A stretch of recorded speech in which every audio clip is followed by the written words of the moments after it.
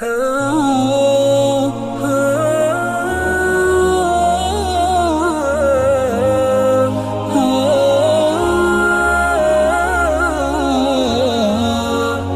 علیکم ورحمۃ اللہ وبرکاتہ۔ بسم اللہ الرحمن الرحیم۔ ناظرین، آج ہم آپ کی خدمت میں دوسرا عظیم عمل پیش کرنے جا رہے ہیں کہ جس عمل کے کرنے کی وجہ سے اللہ تعالیٰ بندے کو مکمل حج کا اجر و ثواب عطا کرتے ہیں۔ تو چلیے ہم دیکھتے ہیں وہ عظیم عمل کون سا ہے۔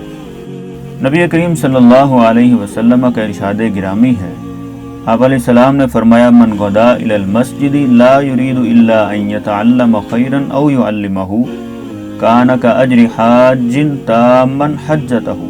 جو مسجد کی طرف خیر کی بات سیکھنے یا سکھانے کے لیے نکلتا ہے تو اسے مکمل حج کے برابر ثواب ملتا ہے۔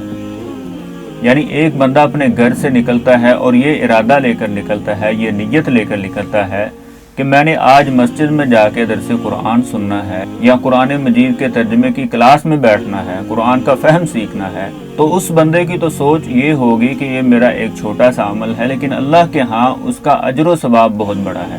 اور وہ اجر و ثواب کیا ہے؟ آپ علیہ السلام نے فرمایا، ایسے بندے کو اللہ تعالیٰ مکمل حج کا اجر و ثواب عطا کرتے ہیں۔ تو ہمیں بھی چاہیے کہ ایسی نیک مجلسوں کے اندر جا کے بیٹھیں جہاں اللہ کا قرآن اور حدیث سکھایا جائے، سمجھایا جائے۔ اور ایک حدیث میں یہ الفاظ بھی ہیں، آپ علیہ السلام نے فرمایا کہ ایسی محفل اور مجلس کہ جہاں اللہ تعالیٰ کا ذکر کیا جائے، اس مجلس کو اللہ کی رحمت کے فرشتے اللہ کی رحمت کے ساتھ ڈانپ لیتے ہیں۔ تو اللہ تعالیٰ سے دعا ہے اللہ تعالیٰ ہمیں یہ عظیم عمل کرنے کی توفیق عطا فرمائے۔ والسلام علیکم ورحمۃ اللہ وبرکاتہ۔